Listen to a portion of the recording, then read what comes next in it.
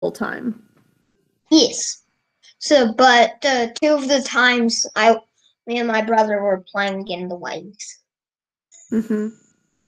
Cool. Alexander, do you have news on the new house?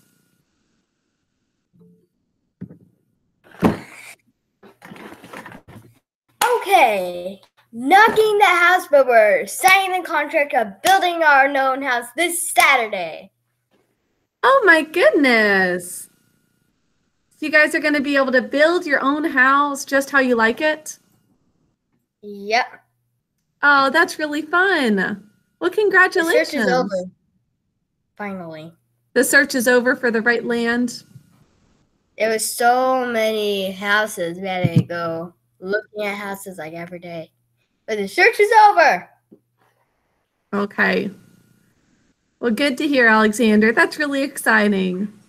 So what? Their family's going to build a house.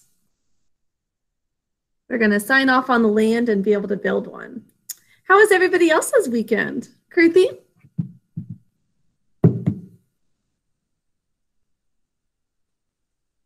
Yesterday, I lost a tooth. Oh, nice. Can we see where it was? Nice. Dikshita, how was your weekend?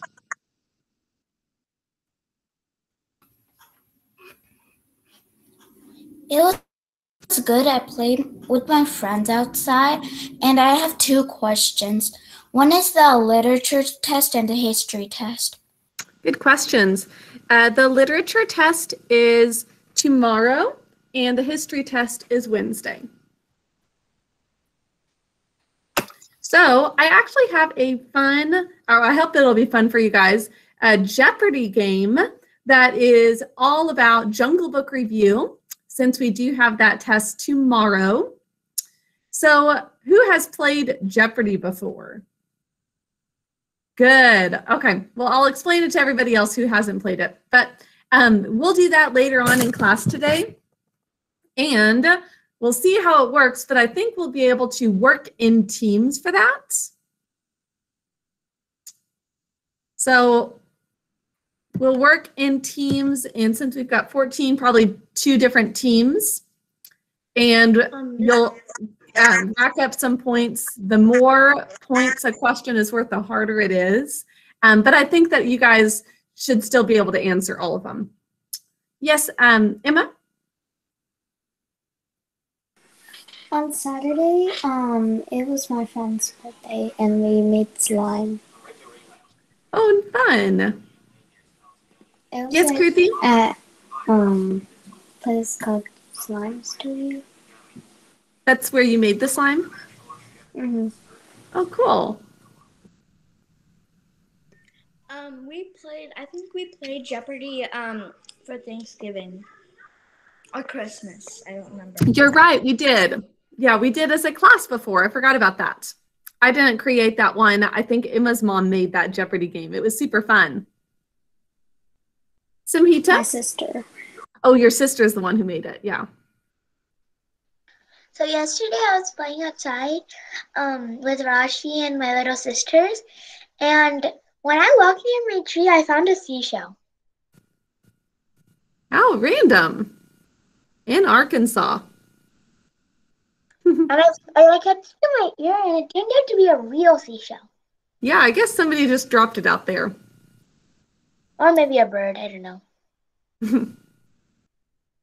Okay, well, boys and girls, we are going to have some spelling today that's just going to be fun and different. And then we've got our Jungle Book review game. It's a Jeopardy game. And we're going to be doing review games almost all days this week as we review for history, for our 13 colonies test we've got on Wednesday, and some other things to basically wrap up the year and review like the whole year's worth of the different science that we've done, just to kind of bring back certain things to your mind that we've spent the whole school year on. So let's get started on the Pledge of Allegiance and school motto, and then we'll begin on our fun spelling lesson. None of these. this week are going to be ones that you'll take a quiz or test on, but they're just for fun. Kruti? Will we play the Jeopardy game as a class? Yes. Ooh. Today? Yes, today. Like after Since you math. have your test tomorrow on Jungle Book. Like after math? Yes, Tyke?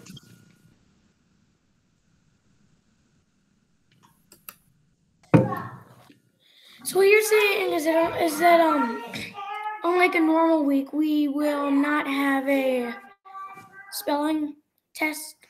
No quiz. That's right. No test for spelling or quiz. Okay, let's begin saying the Pledge of Allegiance and school motto. I pledge allegiance to the flag of the United States of America and to the republic for which it stands, one nation, under God, indivisible, with liberty and justice for all. Honor. I will honor those things which are good, true, and beautiful. Respect. I will show respect to others at all times. Service. I will do good things for others without being asked. Excellence. I will strive for excellence in all things. Perseverance. I will fulfill commitments and not give up or act on discouragement. Please join me for a moment of silence.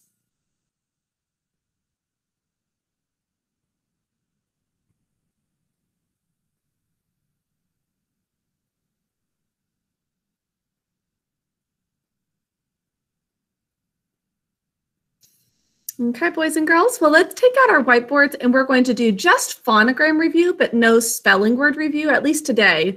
Maybe later on this week, we'll do some spelling review going back to the early lessons. But we're not having to review for a quiz or test, so it's not going to be like the typical going through all of the words that we've done that will be on your quiz or test on Friday. So get your whiteboard out and let's get ready to review some phonograms.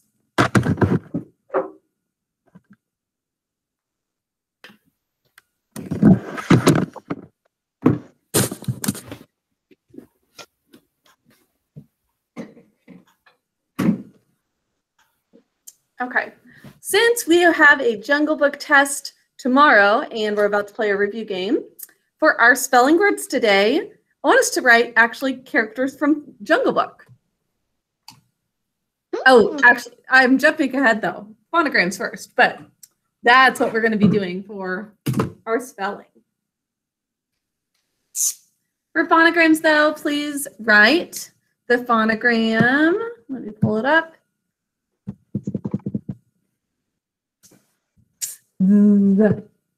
Please write the phonogram. And say it as you write it.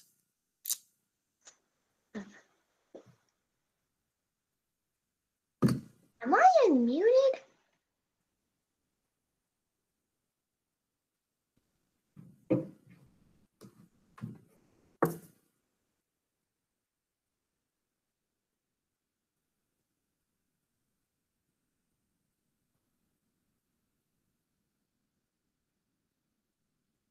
Still waiting for a few other people to hold it up.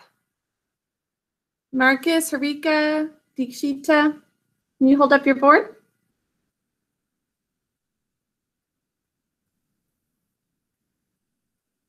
Emma?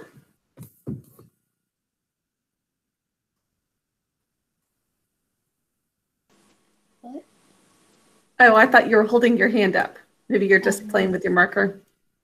Okay, next step, please write the phonogram sh, used at the beginning of a word, at the end of a syllable, but not at the beginning of syllables after the first one, except for the ending ship. Sh, used at the beginning of a word, at the end of a syllable, but not at the beginning of syllables after the first one, except for the ending ship. Kruti, can you say that whole thing for us? Because at the beginning of the word, at the end of a syllable, but not at the beginning of most syllables after the first one, except for the ending ship. Great job. Josiah, can you say it for us as well? Two letters used at the beginning of the word, the end of the syllable, but not at the beginning of the word, after the first one, except for the ending ship. Good job. Not at the beginning of syllables after the first one, except for the ending ship. And next up, we're going to write, please write the phonogram.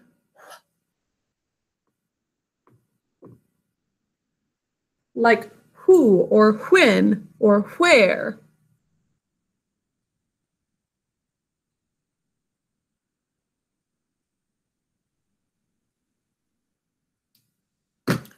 Well, Ariansh, can you say it for us?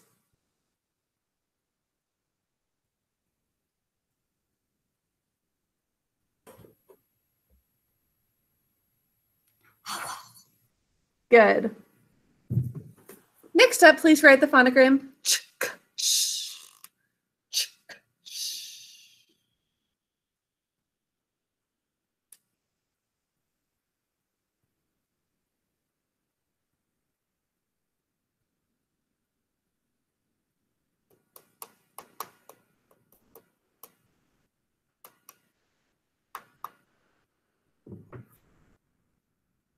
Here it is. And let's do one more. Ng. Ng. Like ring.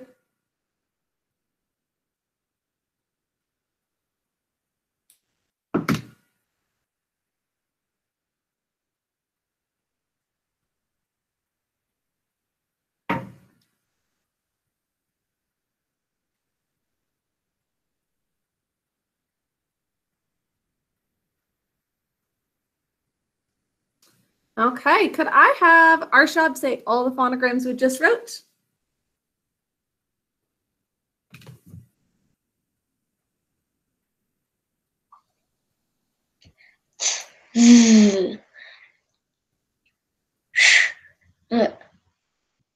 At the beginning of a word, at the end of a syllable. At the end of the syllable. But not.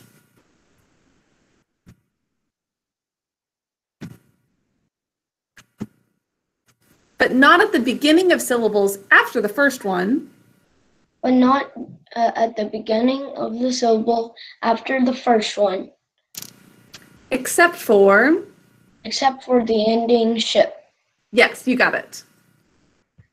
Can you say the rest of the phonograms?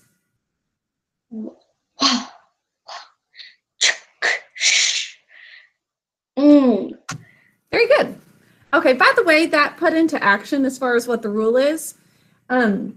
So we would use this at the beginning of a word. What's a word that starts with the sh phonogram? Alina? Ship. Ship, yeah. Now that's a suffix, or it can be just a word on its own. So ship, the beginning of a word. End of a syllable would be like crush. Right? Or trash. And then not at the beginning of syllables after the first one means not at the beginning of a second or third or fourth syllable, except for if it is the ending ship, like friendship. That's when it would work at the beginning of syllables after the first one. Now, if it's the beginning of a syllable after the first one, usually we would use sh, tall letter sh for the sh sound, right? What else? Alexander?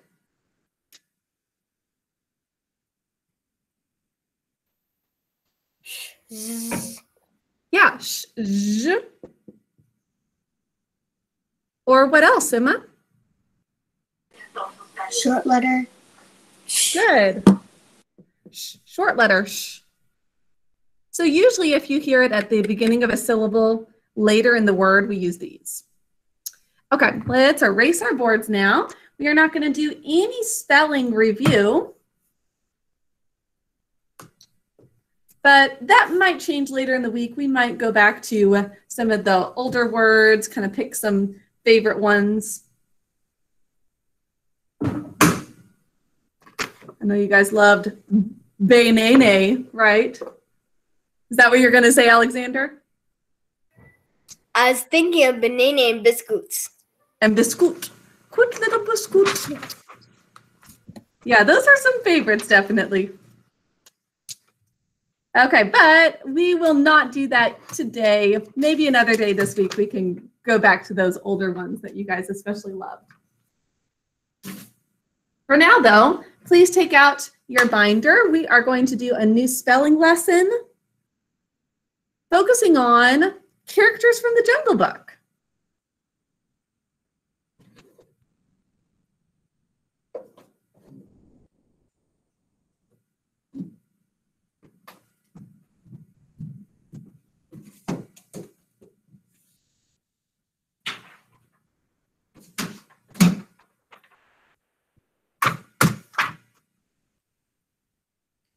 Okay, and we're even going to sort these in orthography notebook,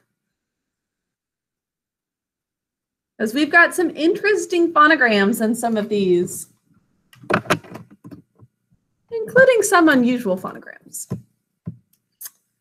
Okay, now for our first one, the main character of the Jungle Book stories that we have read. Who do you think it is, Dikshita?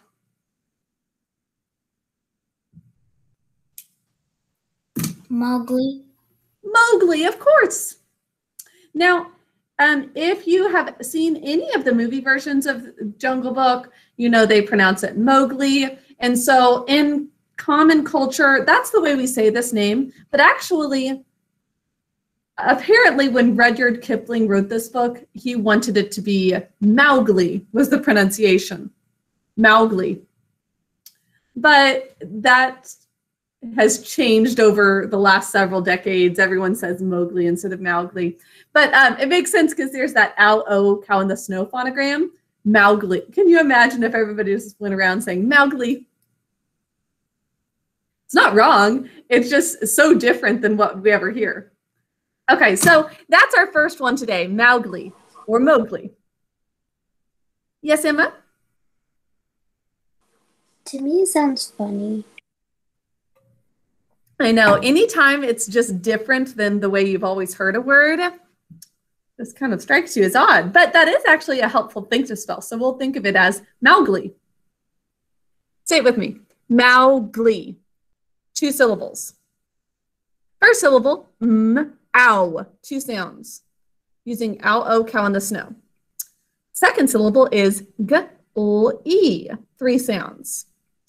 The E is what phonogram? I-E, that's right. Please pick up your pencil and write Mowgli or Mowgli. And it is a proper noun, a specific person. Make sure you capitalize it. Please capitalize Mowgli or Mowgli.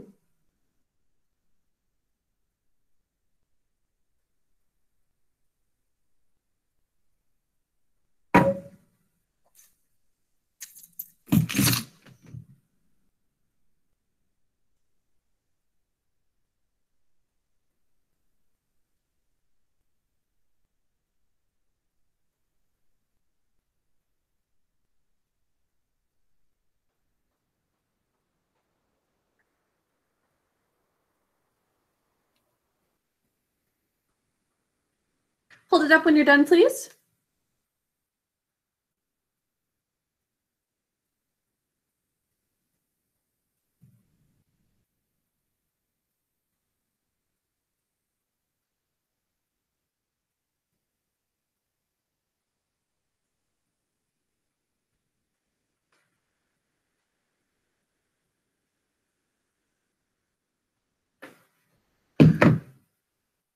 Okay. Ow, syllable break, g-o-e, Mowgli. Rishith, would you mark the word for us?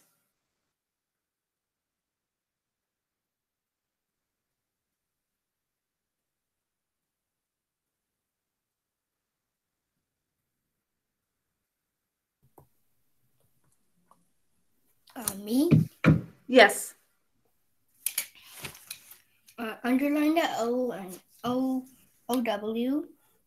Good. Do you remember what we call this phonogram? Carving the stone. Good. And we're going to mark it according to the way we pronounce it and the way it's commonly said, Mowgli. So what else should we do for this phonogram? Thinking cap. Close. Okay, what are the sounds? Ow, O. And we say Mowgli. 2. Good. So let's put a 2 on top. Moving on to the second syllable.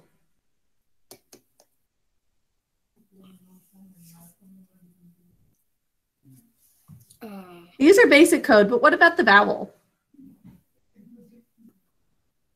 Mowgli, E. Thinking.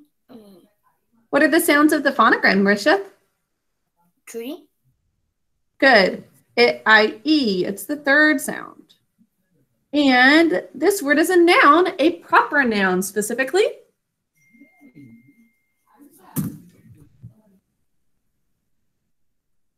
Okay, thank you, Rishith.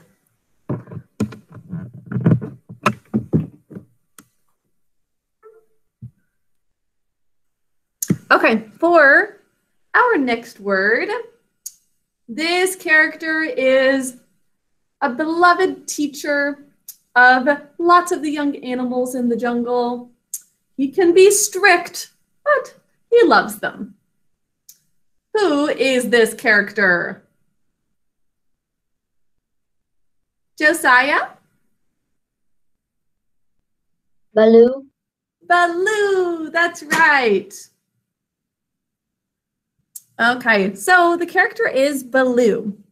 We think to spell his name Baloo because that first syllable is unstressed. Can you think of it as Baloo? Say it with me. Baloo, 2 syllables. In the first syllable, it's B-A, 2 sounds. A is in an open syllable saying its name. Second syllable is L-oo. What makes the oo sound in that word? Dikshita?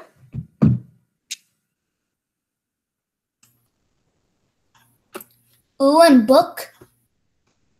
Good. It's like the oo in book, but we say ooh. That's a good way to think of it, though. Okay, pick up your pencil and write Baloo. Also a proper noun, so make sure you capitalize it.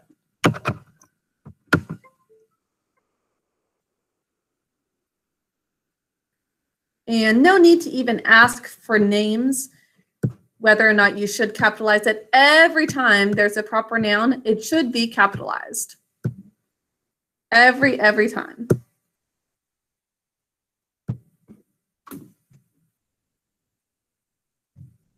Great job, Tig. Everyone, please follow his example and hold it up to the camera when you're done.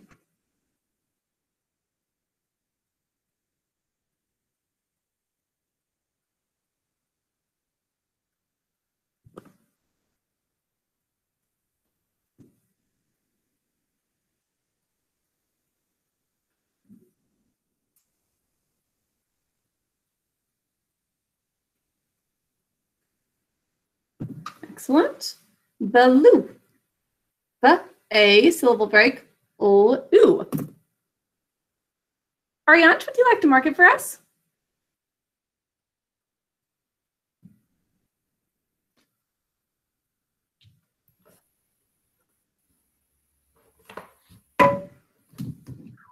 In the first syllable, you put a thinking cap over the A. Good. And we're going to underline it since it's an open syllable too.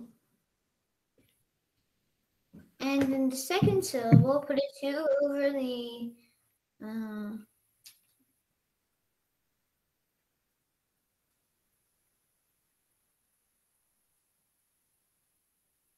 Ooh.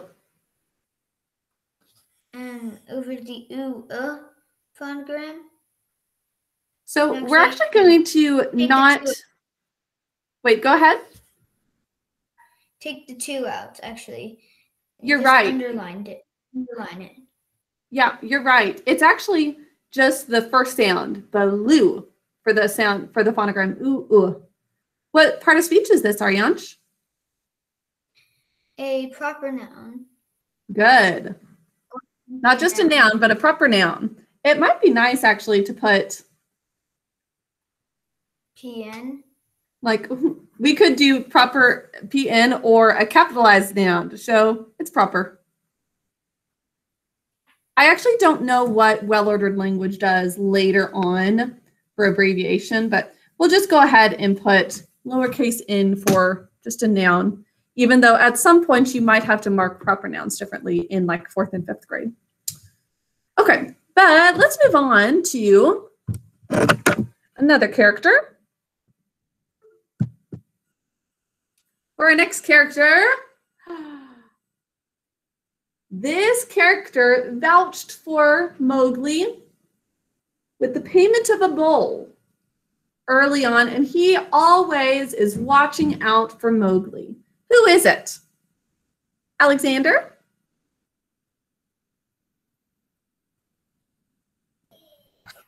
I knew as soon as you started talking, like I knew if it's Mowgli Baloo, I'm like, it has to be Bagheera. Bagheera, that's right.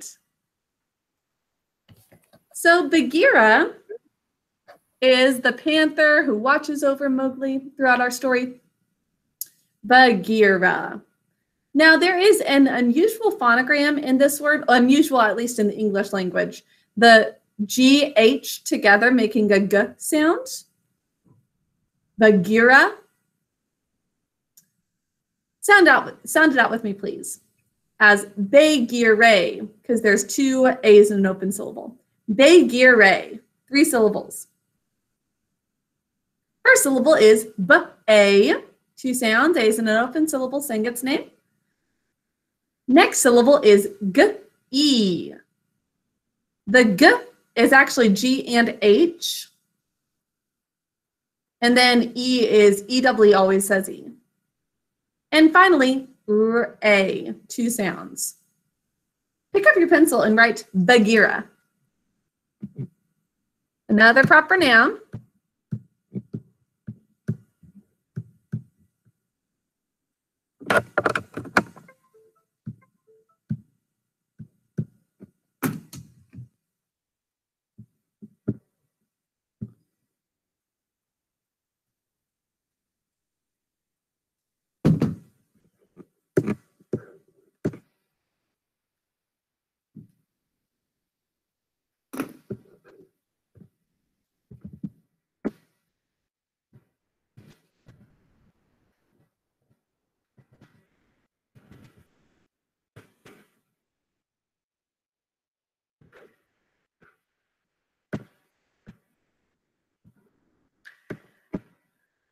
Okay, Bagheera. B-A, syllable break. G-E, syllable break. R-A. Bagheera.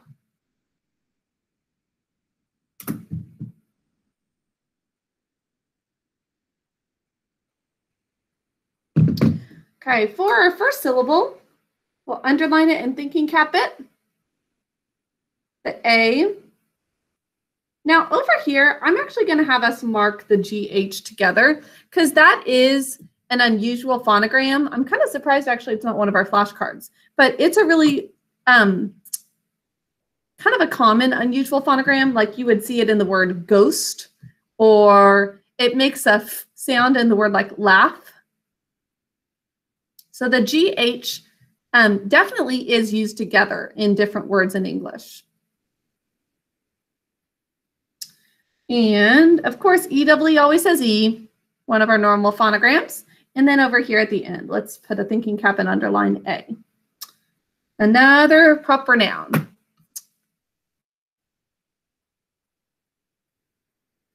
Okay, last one is Mowgli's nemesis throughout the stories. From day one, this character was out to get Mowgli. Poor little frog, poor little Mowgli. He didn't harm anybody. But just the fact that he was a human made this character hate him. Who is it, Sahanasri?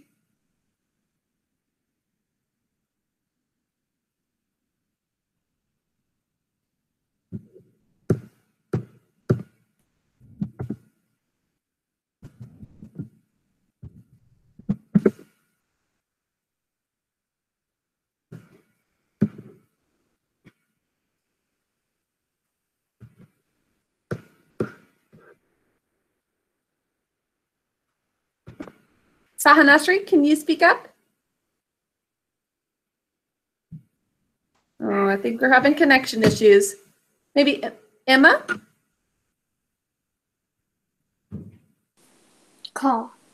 I mean, not call. Why did I say that? I know her. Shere Khan. Shere Khan, you got it. They are similar. Shere Khan. Excellent. Shere Khan the tiger is the nemesis who eventually gets destroyed by stampeding buffaloes, right? Aryansh? It's funny how animals can have names. Well, Especially pets have names. Yeah, but like a wild animal, who names a wild animal? I know. They definitely are made to be like people somewhat in this story, and so it's just nice to have names. But I don't know who would name them. Maybe their parents named them, or maybe they named themselves. So Shere Khan is our last one. I hadn't really heard from you guys before, but what do you think of the ending of the story? Tag, what did you think of it? I liked it. Yeah. So at the very end, Mowgli's kind of caught between two worlds, right? He doesn't totally fit in with humans, but he also doesn't totally fit in with the animals either. Did we talk already about how that relates to the author, Rudyard Kipling?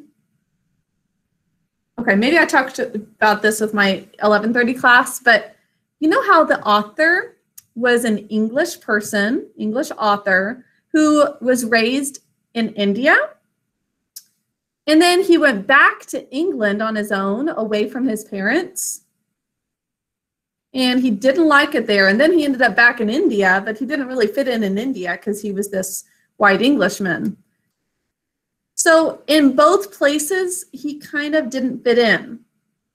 In England, he missed all the things he loved about India and that he was used to in his childhood. And then in India, he didn't fit in because he looked different and he was English. So even if he knew the culture and language somewhat, he just didn't quite fit in. So that's kind of how Mowgli is, just caught between these two worlds. Not totally human, but definitely not completely an animal either. So sort of caught between the two. And the story ended with that poem, which I thought was a really nice little song. Did you guys like Mowgli's song where he talked about getting Shere Khan? I thought that was a nice little poem at the end of it. Anyway, okay, let's get back to our spelling though of Shere Khan. This one is two words. The first word is one syllable, sheer. Sound that out with me, sheer. One syllable. We've got sh, e, r, three sounds. The sh is sh, used at the beginning of a word, at the end of a syllable, but not at the beginning of syllables after the first one, except for the ending ship. It's a mouthful. And then we have our vowel consonant vowel pattern, e, r, silent final e, sheer. Now the second word, Khan, is k-a-n. We have another unusual phonogram. K followed by H makes the k sound.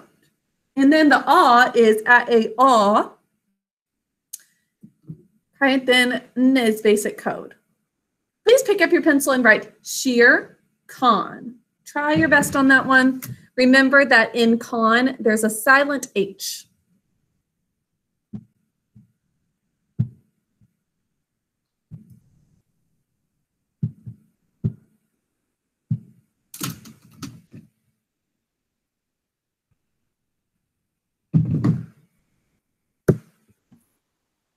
Shear sheep. Think of it like that. And then think of just con. It's sound H.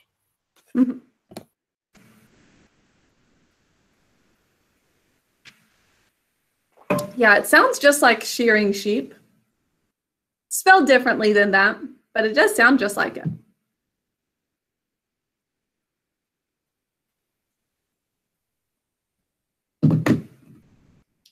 Okay, sheer con. Sh, e, r, silent final E. Con is k, a, n. Sheer con. This is not a phonogram we have in the English language, really. So we're not going to mark this as a phonogram. We'll just mark the H as silent, okay? Tig, would you mark the words for us, or the 2 words of this one name? Sure. The first syllable has a 2-letter phonogram. Good. You remember it? We should just call it the mouthful phonogram. That's a good nickname for it. I think it was used at the Beginning of a word. At the end of a syllable, not at the beginning of most syllables, except at the ending ship. After the first one. The first one, except for the ending ship. Yep, you got it. Okay, how do we mark the rest of the word? Then, there's a silent final E drop 1, having that E say its name. Excellent. Okay, now let's get to sheer con. Oh, okay. The H is silent. Good. And then we'll mark the A. The A is think to spell. It's the third sound. Third sound. A-A-A. Okay, thank you. And that is another noun, another proper noun. Okay, let's write them all in cursive now, and we need to write them in capital letters, remember. So, first up, Mowgli.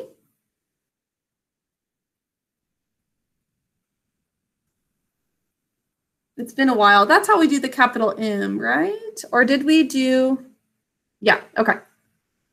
Thank you, Arianj. It's the W that ends up, sometimes it's curvy, sometimes it's straight lines, and we do the one with straight lines. But this is just like that for Mowgli.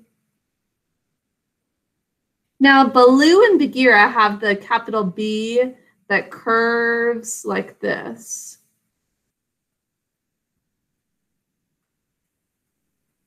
And that's what Baloo should look like.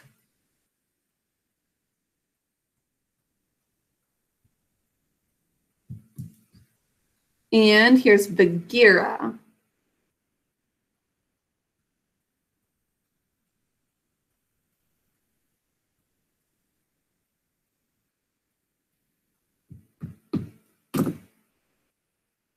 Those are very pretty in cursive, I think. Actually, I think basically any word looks prettier in cursive. And then Shere Khan.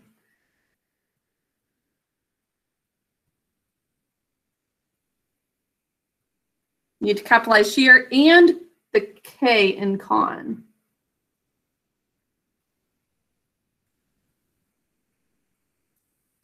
Both the S and the K. If you ever have a name with 2 words like this, I mean, like you all have your first and last name, make sure you capitalize both.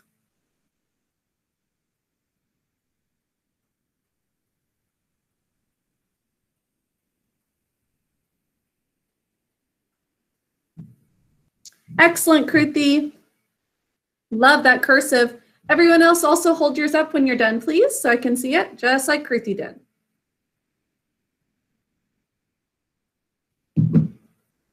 Thank you, Arianj. That looks great. Thank you, Josiah. Need to see everyone's cursive. Great job, Sahanasri. Thanks, Alexander.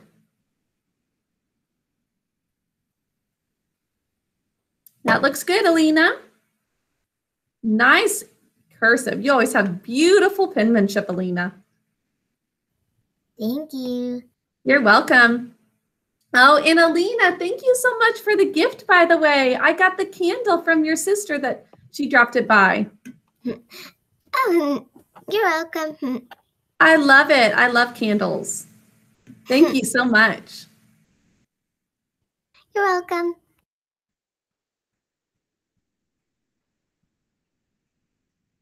Okay, here it is. We are also going to do our last idiom of the year in cursive. Thank you, Rishit. That looks good.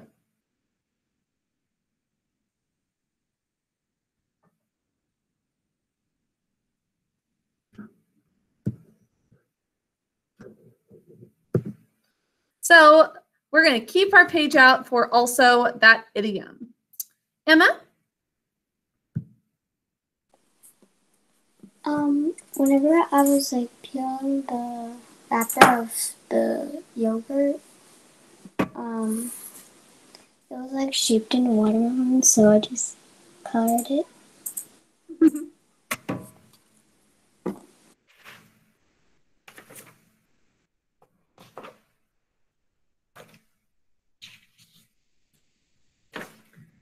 Okay, well,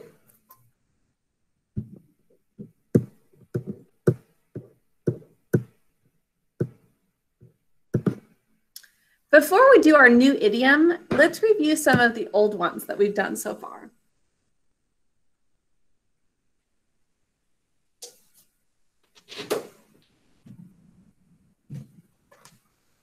Okay, who can tell me what it means to let bygones be bygones? Let bygones be bygones. Aryansh?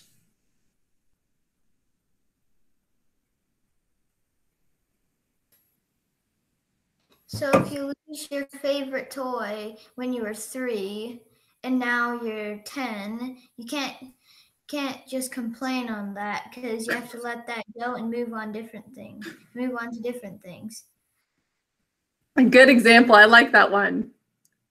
Yeah, if 7 years have gone by and you lost that favorite toy, just forget about it. Even if it's been 7 days or 7 months, you just gotta forget about it and move on.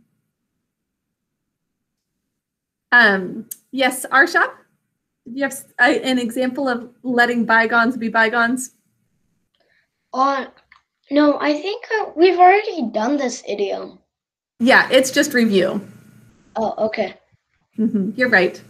Okay, another one that we've learned before is one rotten apple spoils the whole barrel. Who remembers what that one means? One rotten apple, all it takes is one, spoils a whole barrel. Josiah? So if there's someone mad, it can make everyone else bad. That's right. Sometimes all it takes is one person to either make everyone have a bad attitude or maybe misbehave. Just because of that one person. Does anybody have examples of that? Is that why your hands are up? Kruti? Like if someone is like grumpy and they become like, so for example, if your dad gets a little grumpy that he's not able to crack a code or something, then he comes to you and you're watching like iPad or playing games on your tablet. He comes to you and said, "What are you watching right now? Go study." And we're like, "Dad, I just started." And then you start to get mad because he's mad at you, and then he does the same with everyone in your family. That sounds like a very specific example, Kruti. Has that happened to you before? Yep, that's very true.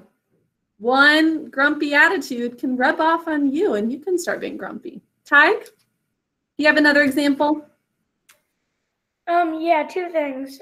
Here's an example. One thing, here's the example. So imagine that you are 2 years old. And then this other 2-year-old walks up to you and like say you're at like the, I don't know, gym or something, like the little play space at the gym for children. Imagine you're all 2 years old and another 2-year-old walks up to you and eats a toy car. Then it's yes. Then it says an example of you to eat the toy car, and so you eat a totally different toy car, which causing a chain reaction for all the children to eat a toy car, and then there'd be no toy cars left. And yeah, I think that'd be the best case scenario, just not having toy cars left. What about you've got a toy car stuck in your throat or your stomach? I know. And my other thing is that this was totally unintentional. Yesterday during church, someone who works there said something about being grumpy, and my dad said that after church, my dad said that he was in a really bad mood that morning, but apparently during that. While the person was saying that, I shot my dad a look, but that was only because I was really tired that morning, so I was looking at him for permission to see if I could lie down on him, and he thought that look meant that he needed to stop being grumpy and move on with the look. And I didn't mean that. And so after church, he said, "Thank you." I guess you were accidentally acting as his conscience, just making sure that he had a good attitude. Yeah. That's a good example. After church, he said, like, "Thank you, Dad." And I said, "What?" Oh, well, that's very cool that without even thinking about it, you helped him to have a better attitude. Okay. Our next idiom for today, we're going to hold off on other examples for now, at least. Our next idiom, and this is our last one of the year, is about Romans, actually, the ancient Romans. So the idiom is, when in Rome, do as the Romans do. Has anybody heard of this before? Or sometimes it's shortened to just when in Rome. Samhita, you've heard of it? Do you know what it means? Yes. When you're somewhere, like if you're at someone's house, and you keep acting in a way that's not good, like, it's just an example. I've never done this before, but you take toilet paper and throw it everywhere and stuff like that. Yeah, that would definitely not be a way to act at your house, but especially not a guest's house. So basically just try to act how you do when you go out. It's just saying, that whole point of the idiom is just saying, act like wherever you are, act like what they're acting, and try to keep up and not act too bad. Yeah, absolutely. Behave yourself when you go to another place, but also sometimes it's not just like good, I don't know. Here's an example of there are some people who might like you to take your shoes off when you come to their house. Like they've got shoes by the front door so that you don't track stuff into the house. Now, if your family doesn't do that, that's not a bad thing that your family doesn't do that. But if you go to a house where they do take their shoes off, then it's respectful for you to do the same. So it's not a right or wrong thing, whether your family does it and the other family doesn't. But when you are going to a new place, you want to be respectful of the way they do things. I would think that everywhere people want to throw toilet paper all over the place, but you definitely don't want to do things like that when you're going to a new place. Yeah, show respect and do things according to their custom, which is actually, like if you're going to a new house, it would be that way. But also if you are visiting a different country, you'd also want to be respectful of their culture too. Okay, let's write that in cursive, and that's going to be our last idiom of the year. Although I think we'll still have opportunities to keep reviewing them a little bit. But let's go ahead and write, when in Rome, do as the Romans do.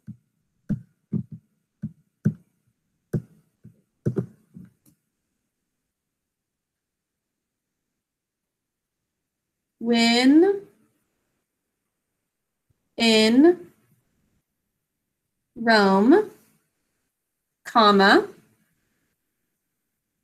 do as the Romans do.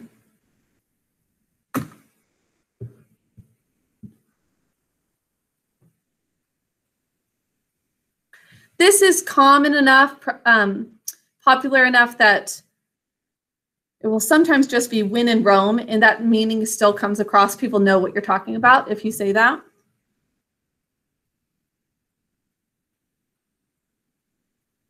But there it is. When in Rome, do as the Romans do.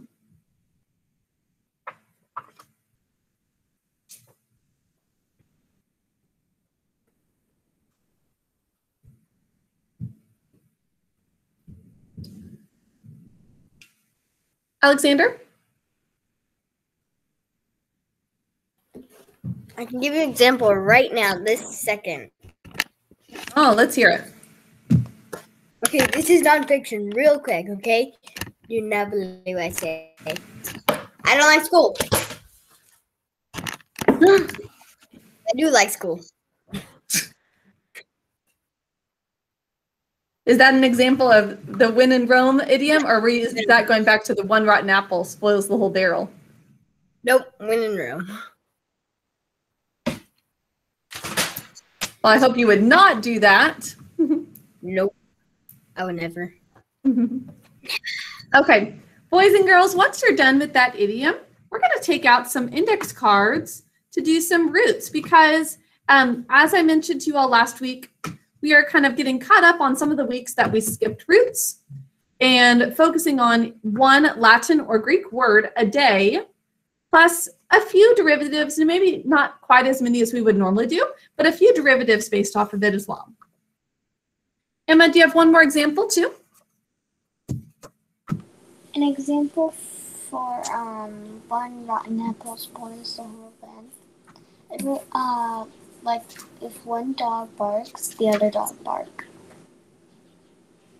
Yeah, definitely. I know it's kind of contagious, isn't it? Okay. Today, we are going to look at a Latin word.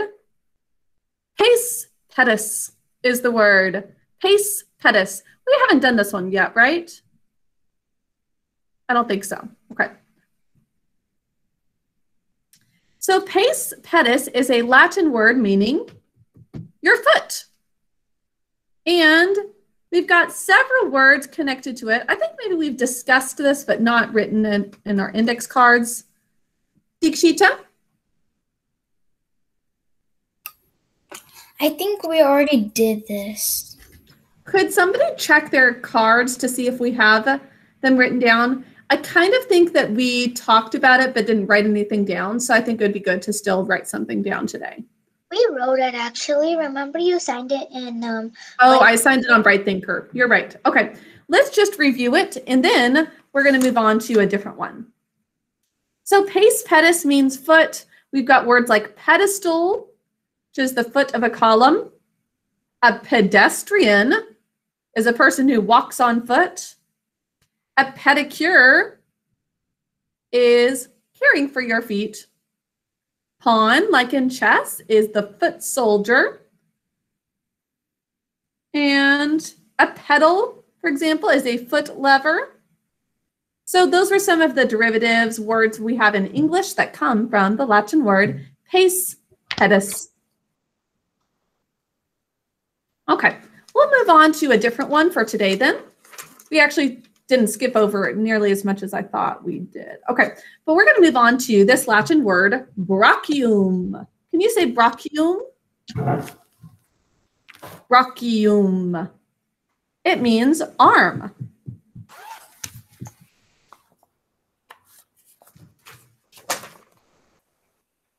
So let's write it down. Brachium.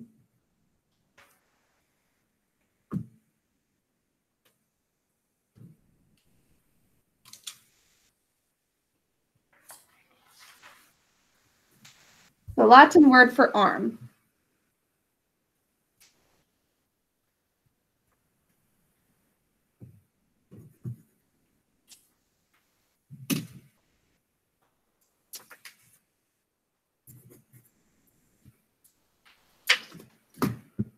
I'll be writing these in the chat too.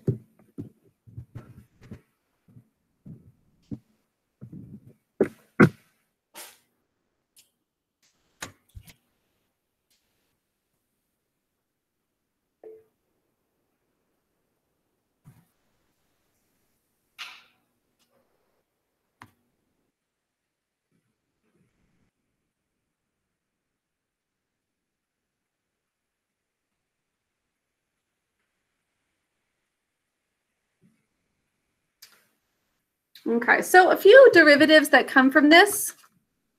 One would be the word embrace. Who's heard that word before? Embrace. Do you know what that means, Harika?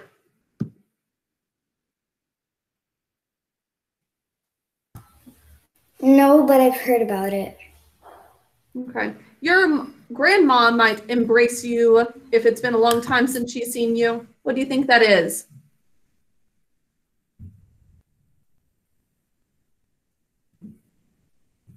Kruthi? Like, they'll feel like happy, something like that, delightful. Well, very close. It would be something that would probably be a happy gesture, but it's to take into your arms, basically a hug. So embrace is to take into one's arms.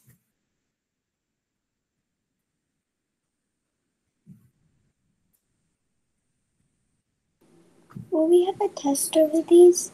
No, these are just for practice, all of the ones that we're doing this week.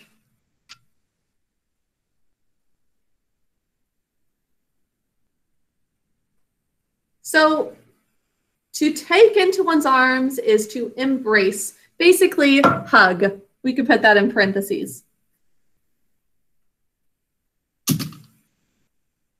Can you embrace yourselves?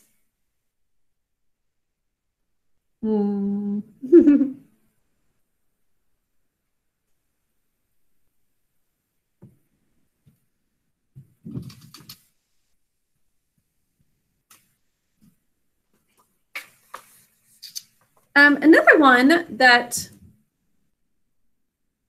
comes from the word brachium is Brochiopod.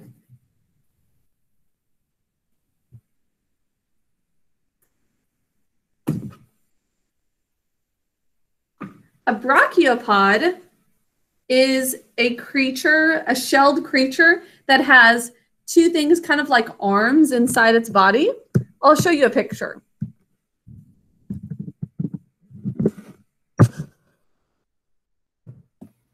I've heard of these.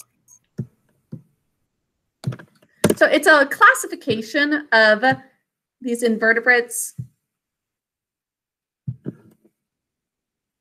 Okay, so there's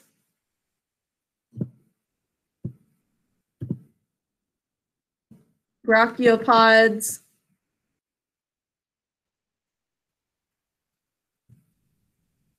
So basically, it's like there's room for kind of wings or arms inside of it.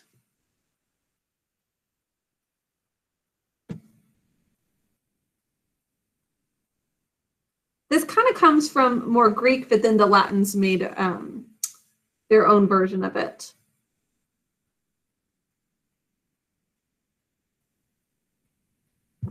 So that's what the inside of the Brochiopod looks like.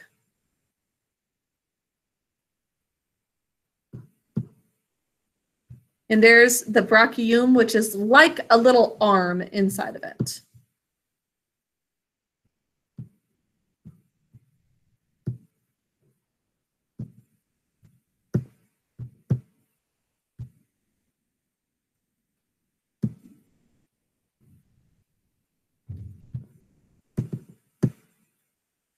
So group of animals that have hard valves or shells on the upper and lower surfaces, unlike the left and right arrangement of bivalve mollusks, but kind of like a mollusk.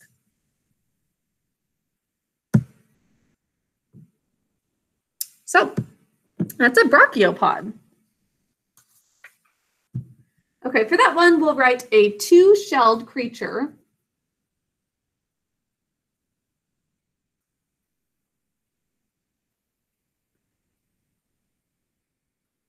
with two kind of like arms.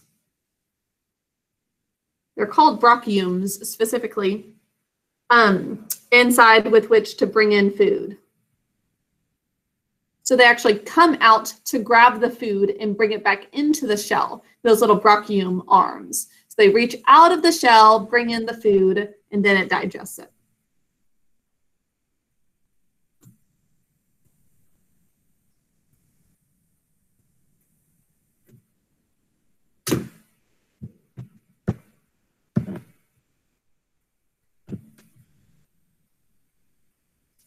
Or to bring in food.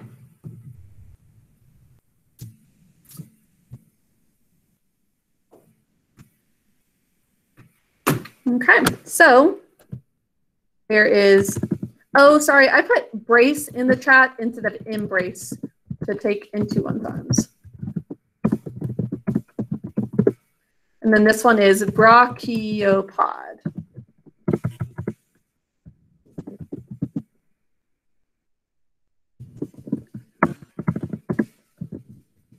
Yes, Arianch?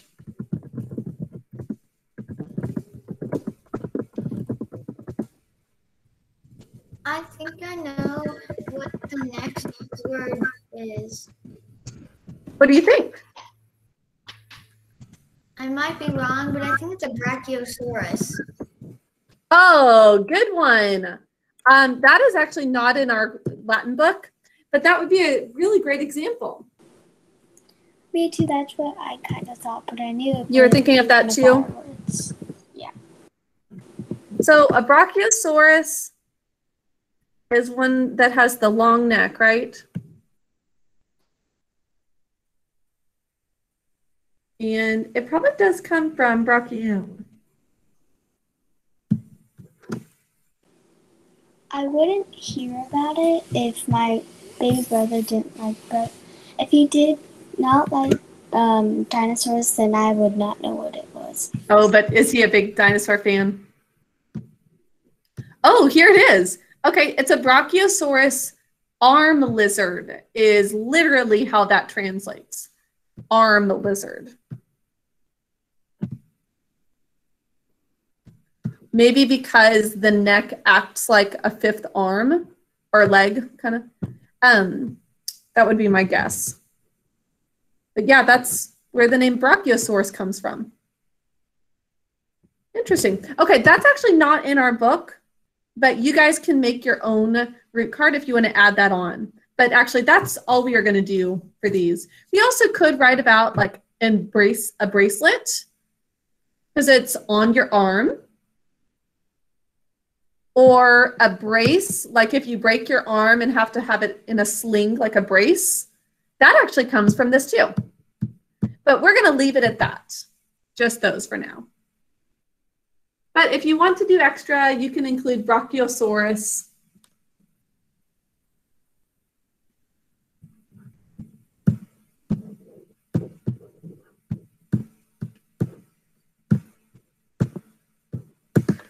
Okay, so we're going to be doing all of our roots kind of like that this week, boys and girls, where we talk about one Latin word or Greek word and just write 2 or 3 derivatives.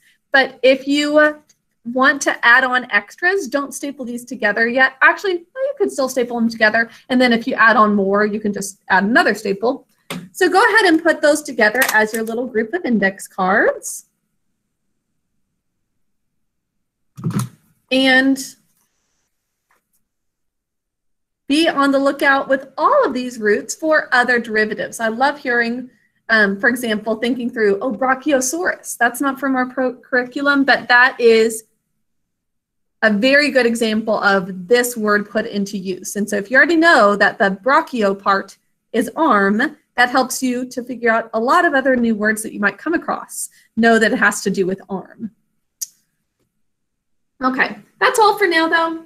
We are going to, at this time, do some quick orthography sort, and then we'll do a little math lesson. For orthography today, let's write a couple of the things related to our characters from Jungle Book. Yes, Dikshita?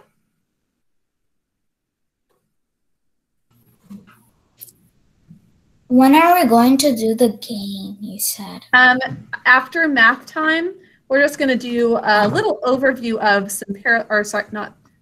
some polygons for math today.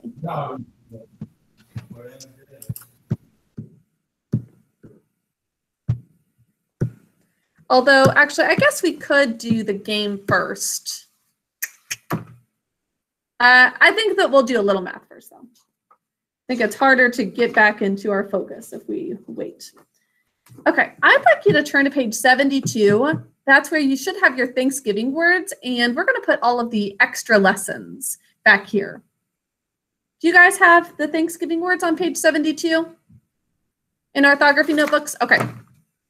Let's write the characters from the Jungle Book here.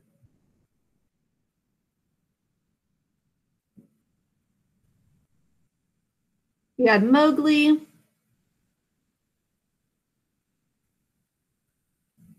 Baloo,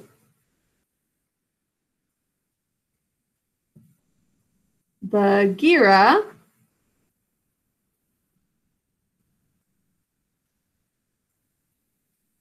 and Shere Khan.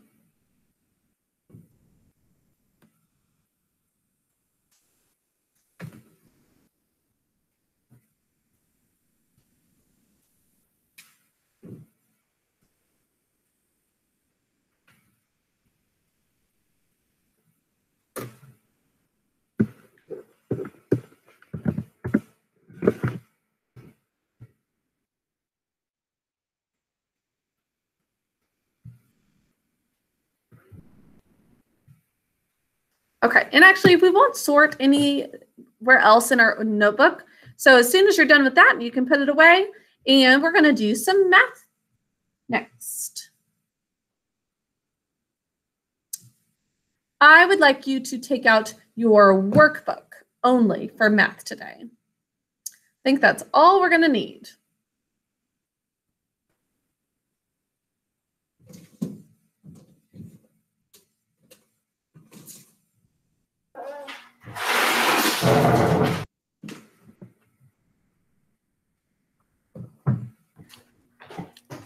Could you please say what we need again? Math workbook.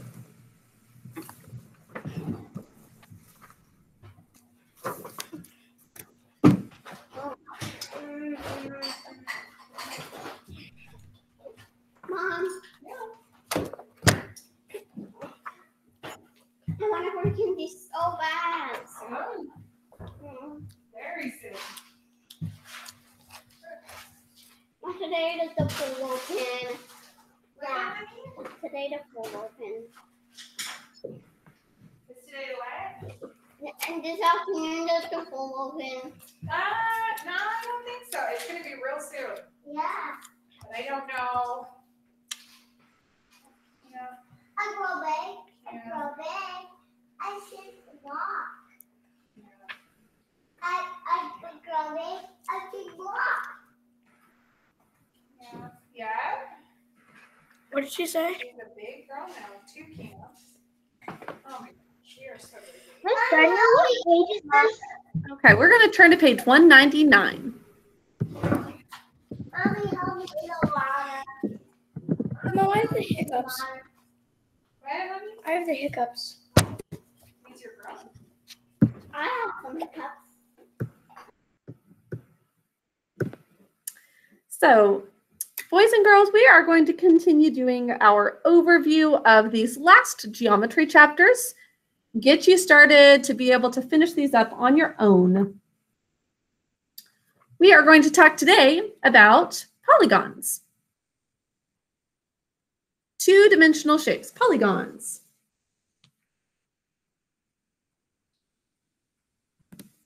Now, we are going to hear a few, there's actually a ton of vocabulary words for this one. We'll get into some of them.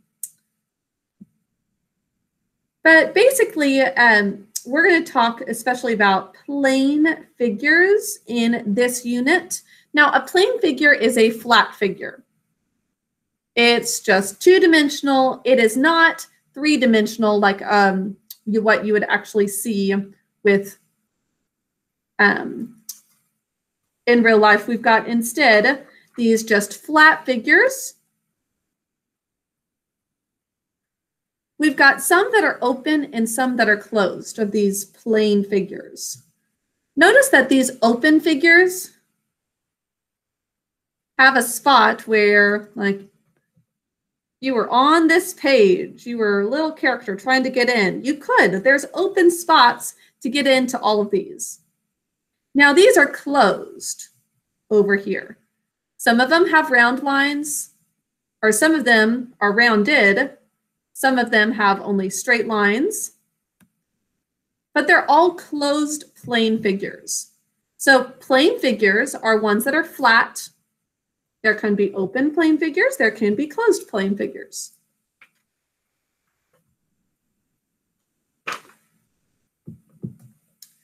Polygons are not only closed plane figures, but closed plane figures that are made only by line segments. Okay, we talked about line segments last week.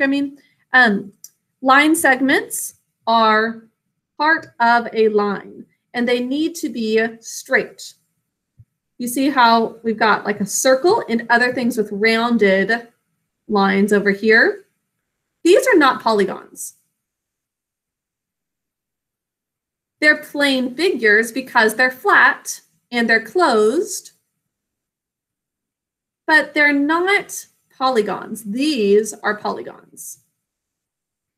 Okay, so a polygon has to be a closed, meaning nothing's open, plane figure, which means it's flat, not like a cylinder, it's flat, and it's formed by 3 or more different line segments. The smallest it can be is a triangle, because look at what happens if you've got just 2. It's an angle, but it's open. Or however you would choose to do that. It would be open if you have only 2 line segments. So you need 3 or more. It can't be 3 or more, but open like that. It has to be closed off. And it's a plane figure, meaning it's flat. Okay, let's fill in the blanks in this little thought bubble with the different things that a polygon has to be. A polygon is a blank figure. What kind of figure is it? Emma? Closed. Good. And I'm actually going to add on a little to this. Let's say it's a closed plane figure. It's closed, meaning there's nothing open, like that is not a polygon. And it's a plane figure, meaning it's flat. And it's formed by blank or more line segments. How many line segments do you need to have for a polygon? What is the smallest number of line segments to make a polygon? Aryush?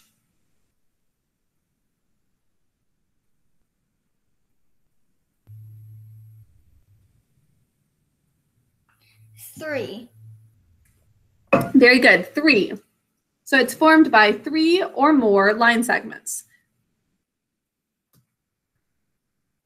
Okay, so keep all those things in mind. It needs to be closed, and it needs to have 3 or more lines, line segments. So that cancels out anything that's rounded because that's not a line segment if it's rounded. So let's go through these. Kruti, is this a line? Is this a polygon? Sorry.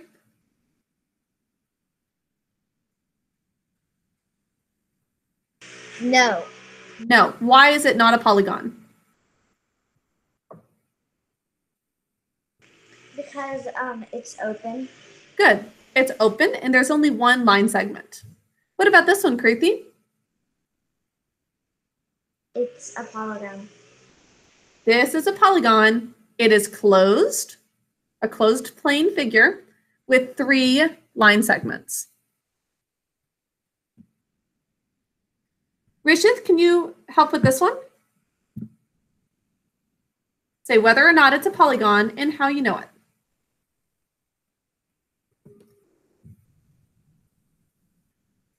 I can't see Rishith. I'll get to you for another one, Rishith, but try to turn your camera on, please, if possible. Arshab, could you help with this one instead? Yes, it's a polygon. Good. How can you tell? Because it has it has 4 line segments and it's closed. Good. Okay, boys and girls, what about this one?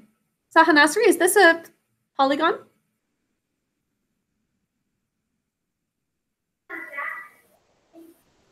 No, No, why not?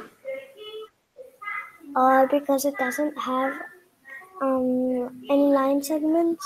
That's right. No line segments. It is closed, but no line segments. What about this one? Hi? It does.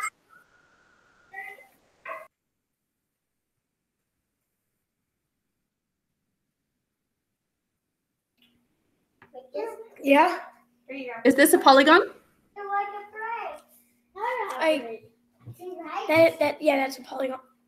Yes, it's closed and it has more than 4 line segments. Alexander?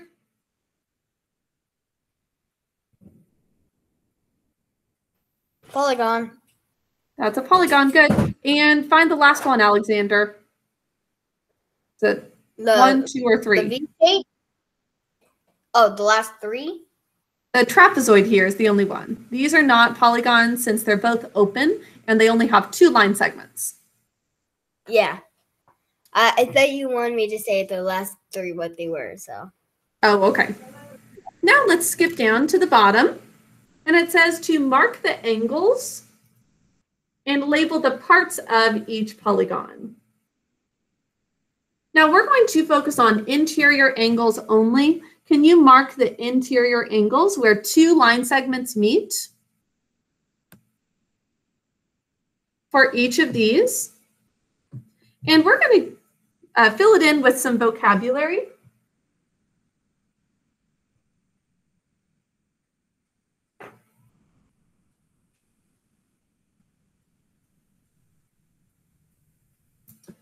Now, this is an interior angle here. We've got 4 interior angles on this parallelogram. And over here on the pentagon, we've got 5 interior angles inside the shape. Now the point on the outside, the exact point right there on the exterior of the shape, we call a vertex.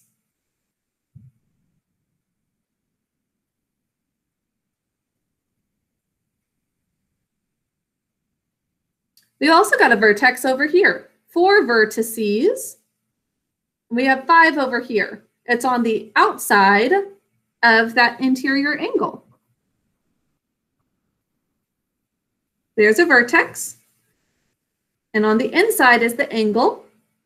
Now, what we call the side of the shape is just a side. Simple enough. That's the mathematical way of talking about it. Just a side. So side is for the actual line segment. Vertex is for the point on the outside where it meets. So the angle is on the inside, the vertex is on the outside.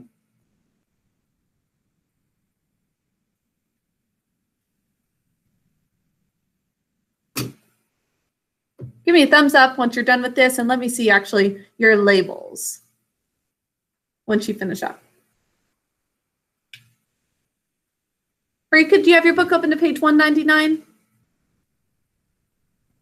Okay. Marcus, can you turn your camera on, please?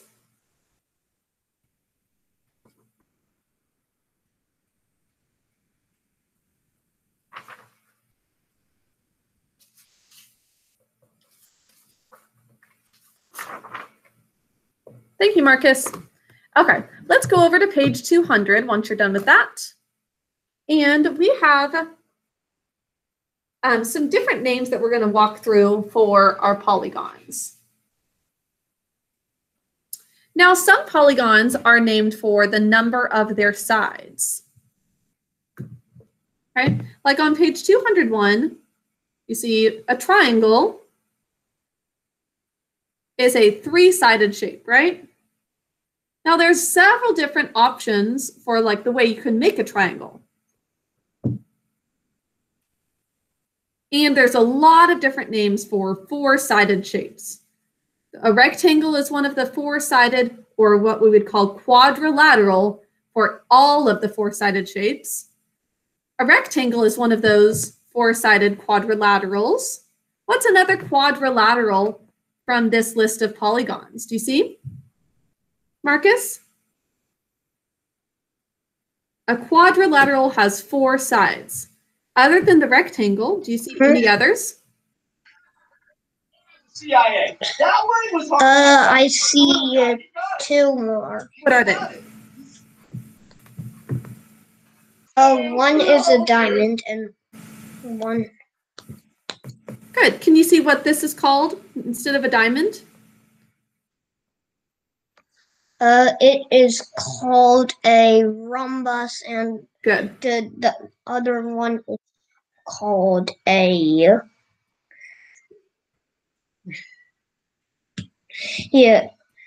hemisphere. I think right now. You should be on page 201.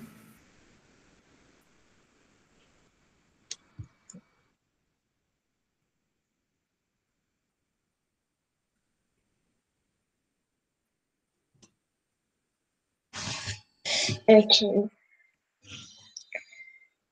trapezoid, I think. Trapezoid, good. This is a trapezoid. And then also the parallelogram here has four sides, right? Now, I just realized this table is part of it. This whole thing is together. And then we've also got a square as another quadrilateral in the group. Okay. Now, those are all four-sided shapes. They're all quadrilaterals. Now, if we go more than that, we have specific names for the polygons that have more than four sides. Like an octagon has how many sides? Do you know? 8, that's right. What about a hexagon? 6. What about a pentagon?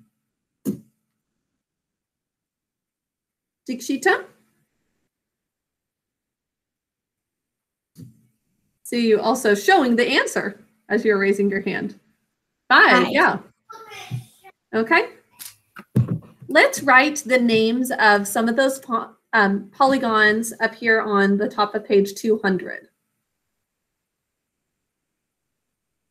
These have the little squares to show that they're right angles. That's going to be important with some of these that will be sorted according to whether or not they have right angles. Squares and rectangles, for example, have right angles.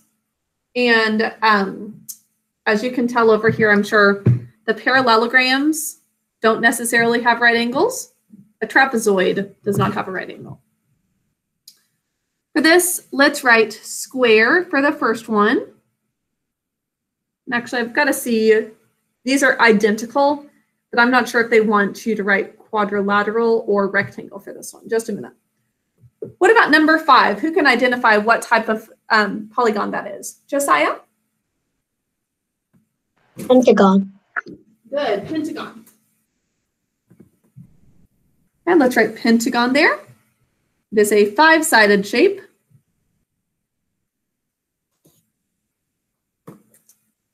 Harika, what about number 6? Count up the sides.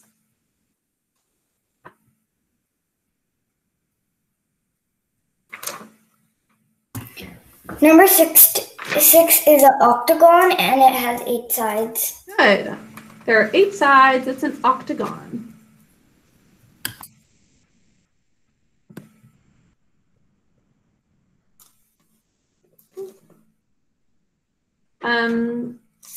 Guess it doesn't matter too much, but we'll go ahead and put quadrilateral for number 7. A quadrilateral is any 4-sided object, or sorry, any 4-sided polygon. We could also say for this one, though, that it's a rectangle, because a square is a specific type of rectangle. Let's put /rectangle. We'll get into this a little bit more tomorrow, but basically, quadrilateral is a big group of polygons, all those 4-sided polygons. Within that, there are like parallelograms, which just means that there are 2 sides that run parallel to each other. Then you can get smaller to rectangles than just to squares, for example. Well, let's just put that for now. Kruti, can you identify number 8? What type of polygon that is? Is it a hexagon? Good, hexagon. And then finally over here,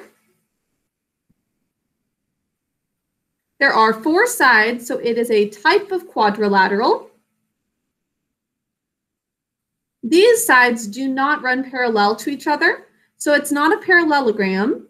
It's also not a square or rectangle because squares and rectangles need right angles. We call this, what, Dikshita? Do you see something in the chart that looks similar? A trapezoid. Good, a trapezoid. A trapezoid generally has 2 uneven sides. They do not have to be the same length, and not all the sides have to be parallel. There's always one set of parallel lines, but then another set is not parallel.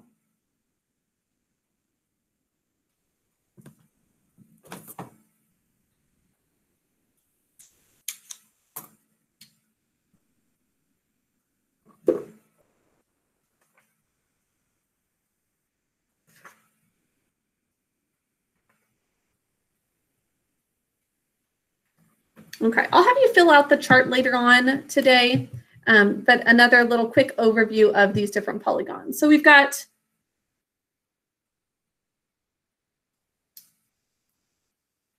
here a square because all sides are of equal length and 2 set of line segments are parallel to each other. And all 4 angles are right angles.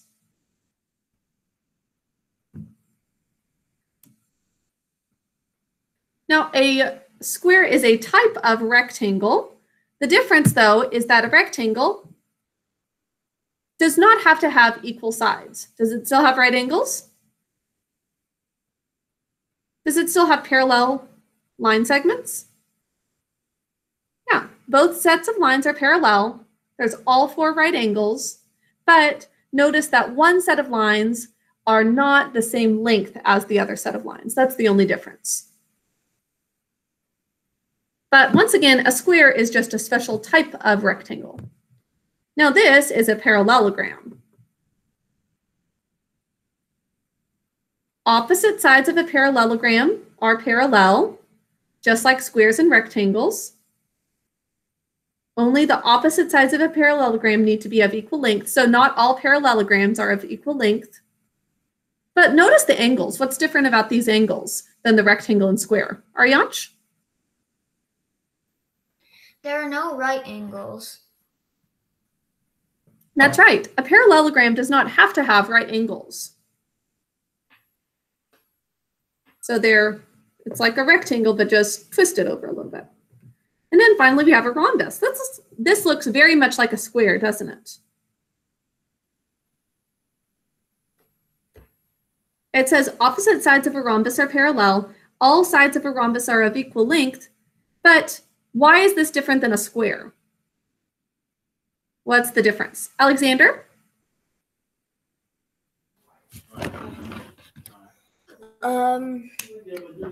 It is actually sideways. Yeah, do you look at the angles and see how that's different than a square's angles? If you tilt it over back, it would be a square. Well, the difference is that there's not right angles. So it's probably especially easy to see in this one. Here's a rhombus with all the sides are the same length, but it's kind of squished together, so it's just that the angles are different. Yes, Alexander?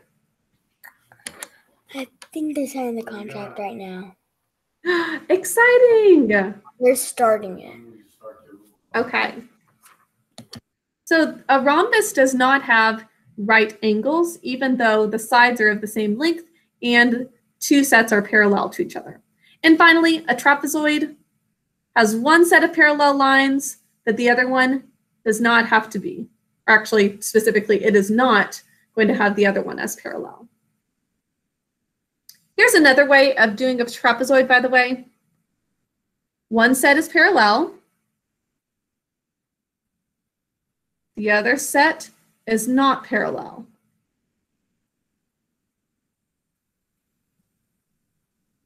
Okay, that is all we're going to do for math today.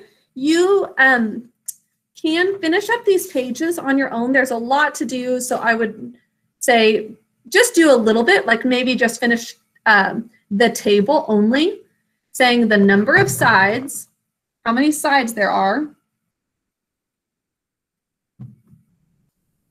These are the sides. The vertices are the points on the outside. And then the angles are on the inside.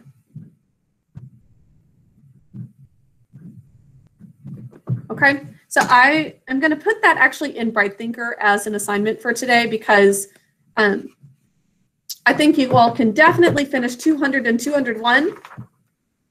The rest would be good for you to do later on at some point, but you can keep going with it for right away if you'd like.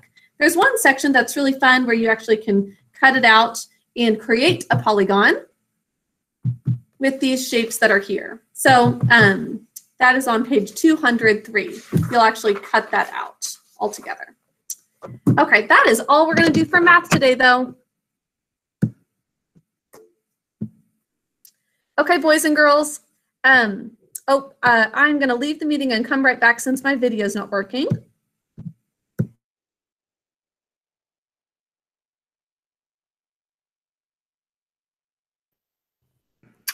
Okay, well, let's finish up class with our Jeopardy game for Jungle Book.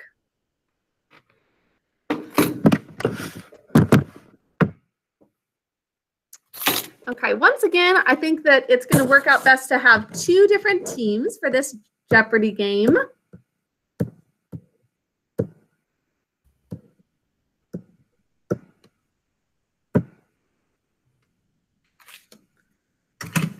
Dikshita?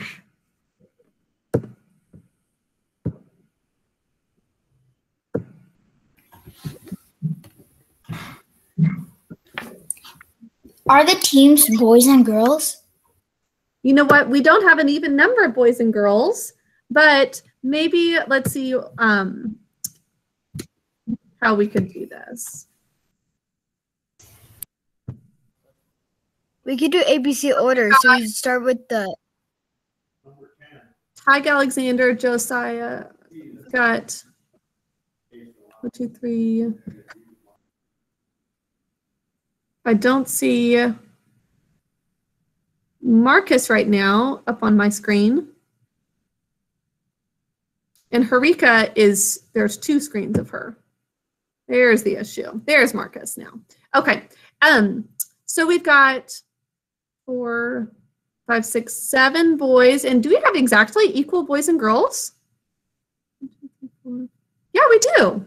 Never mind. I thought that it was uneven. But we actually have an even number of boys and girls. So that's going to work out perfectly. Yeah. Do you guys want to do boys versus girls?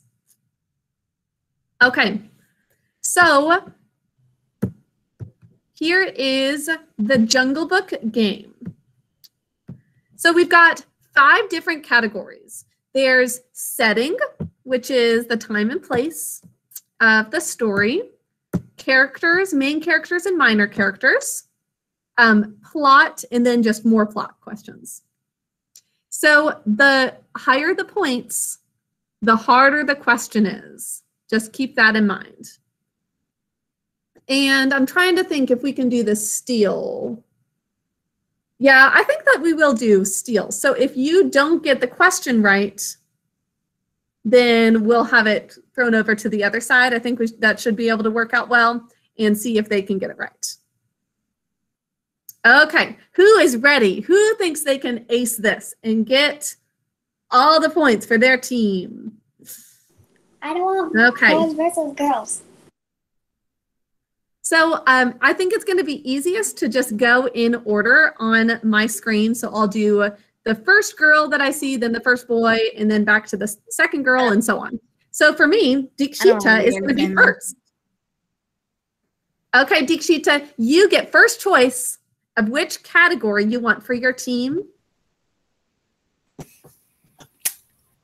I would pick settings. Settings. Okay. And you know what, boys and girls, I think that probably we won't have any steals because I'd like the team to be able to help out if they don't know it. So let Dikshita answer it if she knows it. But if she's having a hard time, girls, you can unmute yourself and help her out. Okay? But what does settings mean? Setting means the place, well, time and place where the story takes place, but I don't think there's anything to do with time. Okay, Dikshita, what dollar amount do you want for setting? 200. 200, okay. Can you read the question? The place where the wolves on the Sioni pack meet. The stone rock. Okay, girls, can you help her out? Because that's not quite right. It's the Council Rock. Yeah, Council. Ahanasri and Samhita say Council Rock. Girls, you'll agree on that? Is your final answer? Yeah. Okay. Let's see. What is Council Rock? And try to answer as a question if possible. That's the typical thing for Jeopardy. But excellent job, girls. So you got 200 points.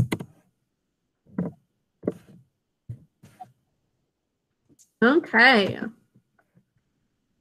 Oh, that is no longer an option. Back now on to the boys. Aryansh is next on my screen, so I'll have him start out with the boys. If he knows the answer, he can do it. If not, others can help him out.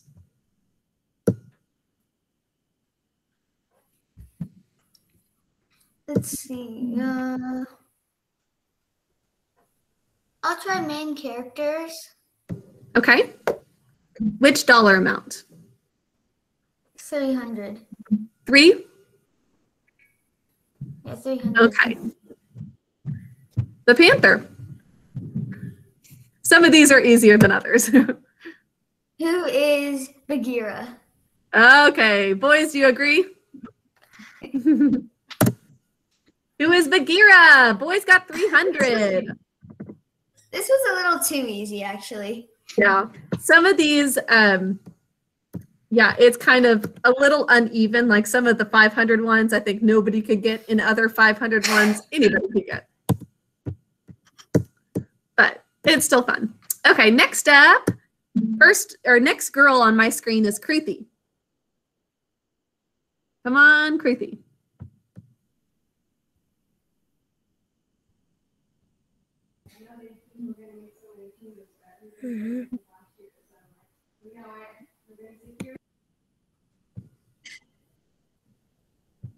Which one do you want, Kruthi?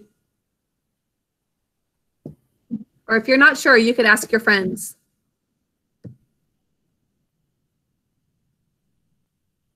For some reason, I can't hear you, Kruthi. You know what? I don't know what's going on, but let's move on to the next girl. Harika, your turn next.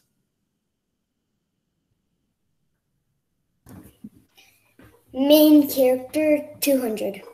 Main character is 200. Okay. The bear. Blue. Baloo. Another one. Too easy.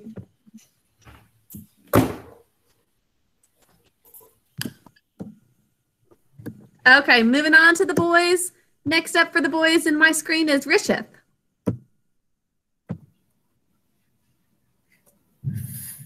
500 in main characters. Whoa, 500. Okay, this one's kind of tough. Who remembers the name of Mother Wolf? The name. Boys only right now. Do you remember it, Rishith? Wait. There was a name for the Mother Wolf? I thought they just called her Mother Wolf. Nope, she had a name. Anybody remember it? Oh, Samhita does. The girls are going to steal it, boys, if you can't remember it. Okay, boys, you can unmute yourself. It looks like Josiah might know. Help him out if you know it. Okay. I think it's... Who is Raksha? You got it. Oh my goodness. Good job, Josiah. That's a tough one. Who is Raksha? Way to go, Josiah. Oh, girls, did you know it though? Samhita, I think you did. Okay, good job, boys. Moving on to the next girl is Emma. Main character is 400. Main character is 400. You guys are all about those main characters. Oh, another one. Too easy. I should have changed this. But go ahead.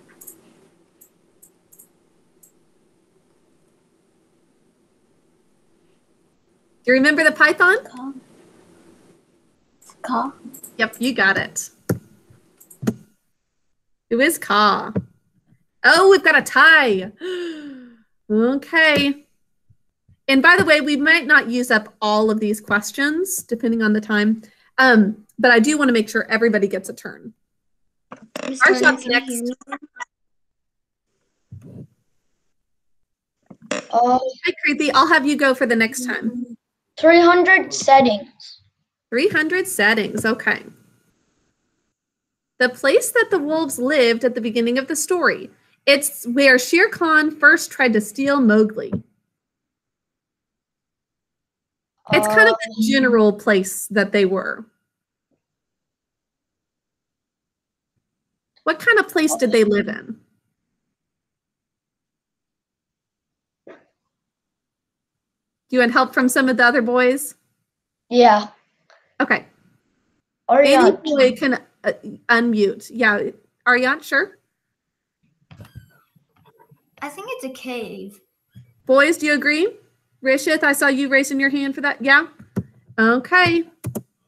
What is a cave? Correct. Good job. That was where they lived. So boys get those points. 1,100. Girls, Kruthi, you're going to be next. I pick main characters 100. Main characters 100. You sure you don't want more points?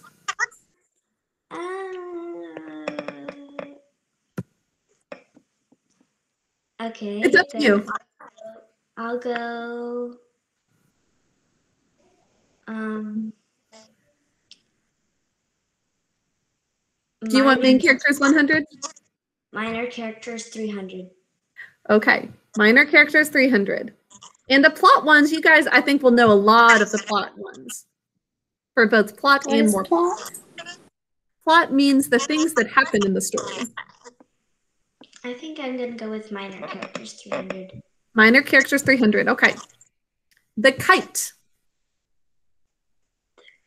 Do you remember the name of the kite? The bird? Tip of my tongue. And other girls on the team can help if they know it. Okay, I want someone to help. Emma, can you help her out? Like, I'm trying to remember the name. The other girls know it? Oh, it looks like the boys can steal it if you can't remember. Come on, girls, come on. Nobody knows it? Chill. You got it. Yay! Oh my goodness. Good job, Emma. Who is Chill? So no steals so far. You will have. You're welcome. So it's every ADO activity will be run by an Good job, Emma. Okay, next up, Arshab, you went already, right? So I think Josiah's next for the boys.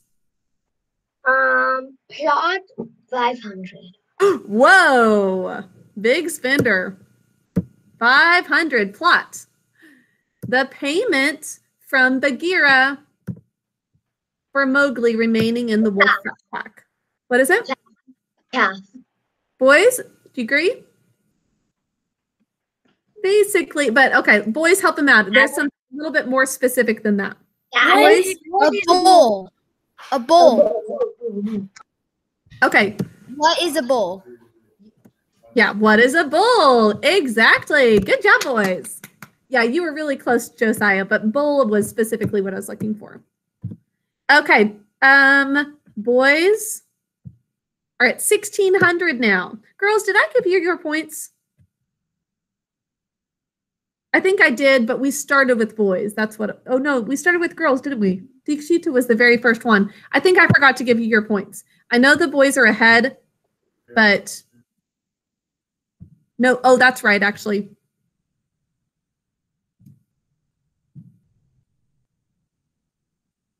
Wait, who had the plot, yeah, that was, okay, that's right. Isn't it? I think so. Okay. Yeah, so boys are ahead. Next up is the next girl, Harika. You haven't gone, right? I have. Okay, then Emma is next on my screen. I have already went. Okay, then it's Alina. Sorry, I'm thrown off going back and forth between the boys and girls.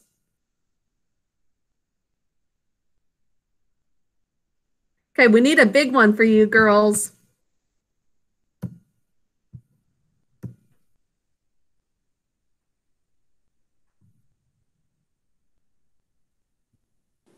We can't hear you. She's unmuted, but I can't hear her. Yeah, she's got a really bad delay.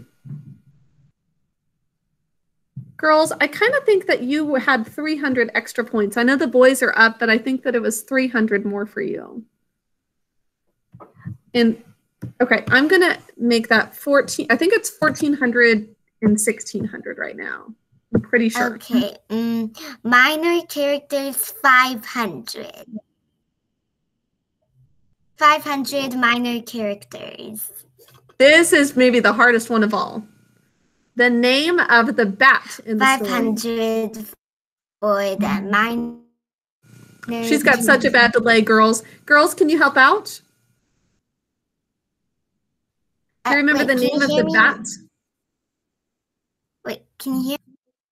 Who is it? Girls, if you know the answer, you can unmute yourself.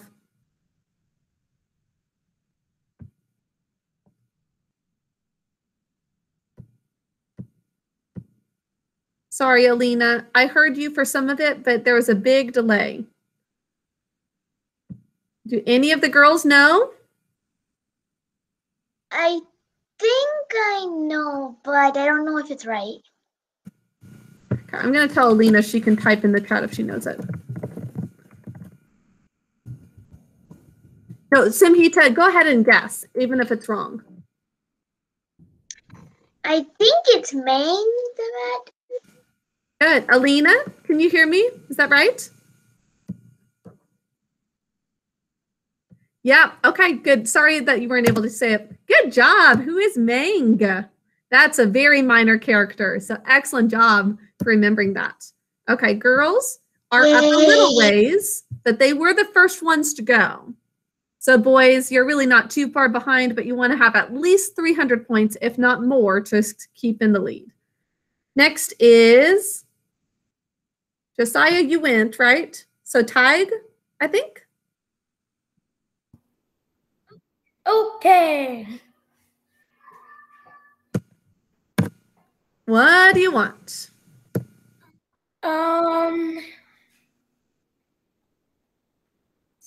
Setting 500. Okay, setting 500.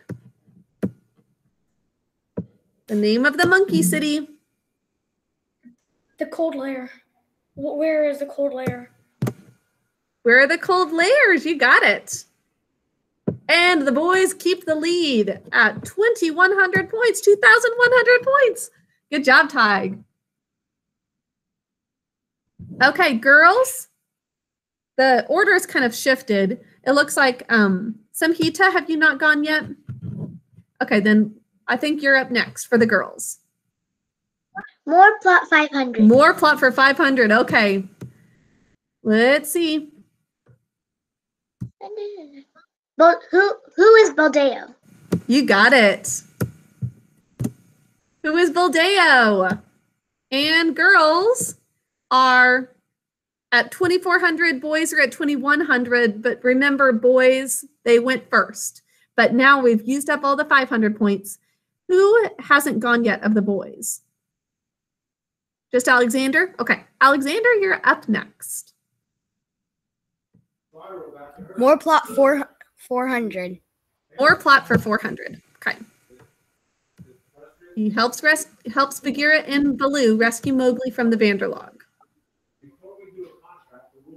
Chill the kite.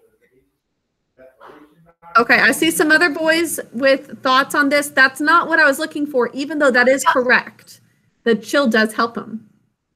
Caught a snake. Todd, do you guys agree with Josiah? Okay. Who is Ka? Good job, boys. Boys keep the lead.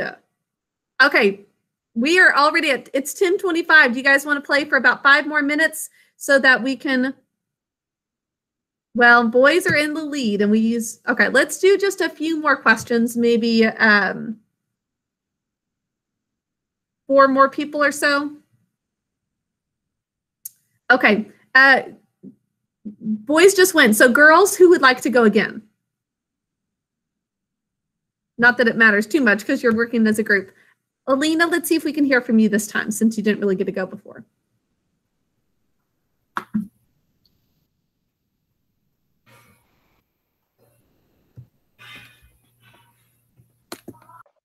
Okay. I can't hear her. Yeah, me either. It's a delay. I really...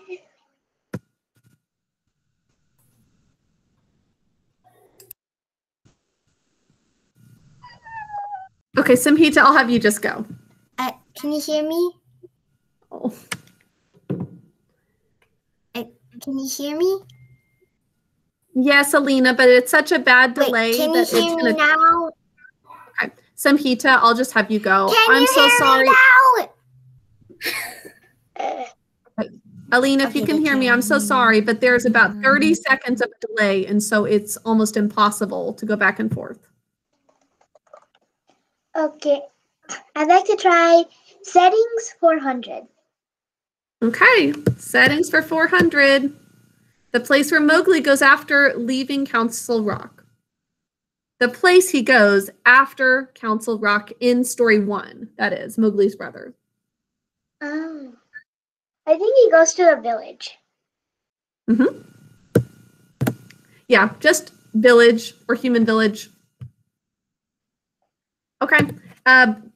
Boys, another turn for you, and then we'll have just 2 more. 1 more for girls, 1 more for boys. Arshad, do you want to try it again?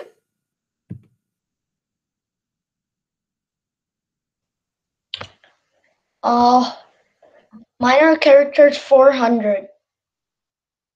Okay. The name of the elephant, minor character. Who is Hati?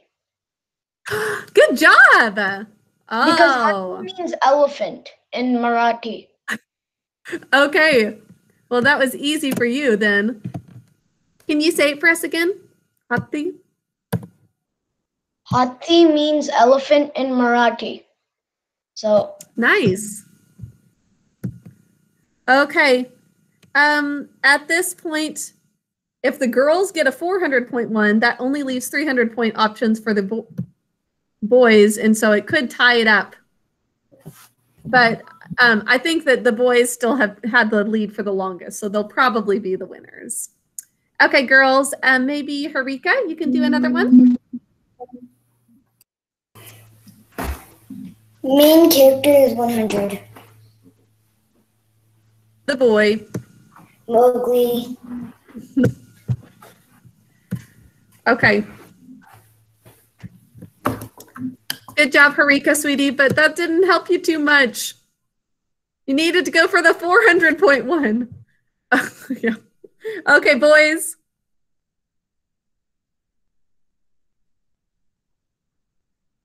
Rishith?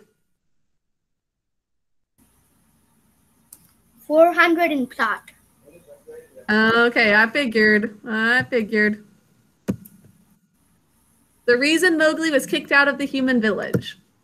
Because this is they at thought the he was end. a sorcerer. What is Buldeo told them he was a sorcerer. They thought he was a sorcerer. Okay. I think that does it. Boys, you definitely won that one. But girls, excellent job. You didn't get any of the questions wrong. And I think the boys just did a better job of probably choosing some of the higher points. But girls, great job. You got them all right. And give the boys a hand. Got to be good sports.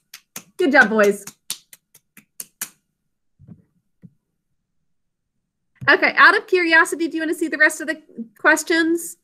Pretty easy, but okay. Settings 100, the country where all of the stories are set, the country. You can just unmute it to, if you know it. India. There's India. And then minor characters 100, the name of the author. Not a minor character, but Rudyard Kipling. Kipling. Rudyard Kipling, but it's just Kipling there. The jackal. Maki. Plot 100, the nickname for Mowgli.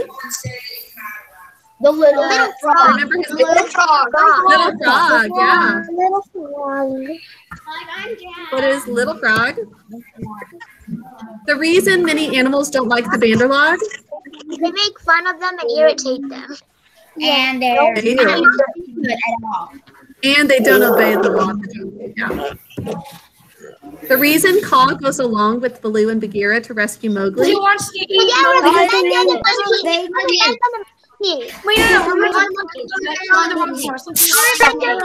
angry that they called him names and that he wants to eat them. Mowgli's main teacher. Hey. Burns his foot in the campfire. That's easy. Cheer Khan. Cheer Khan.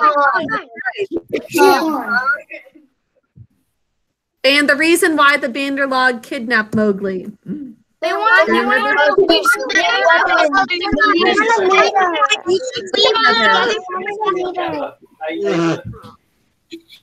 Yeah, that's why. That was it. Okay.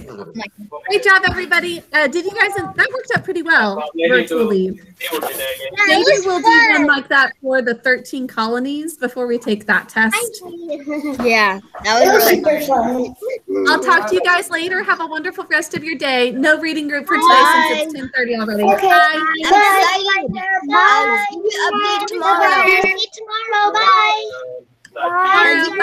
Tomorrow of the house.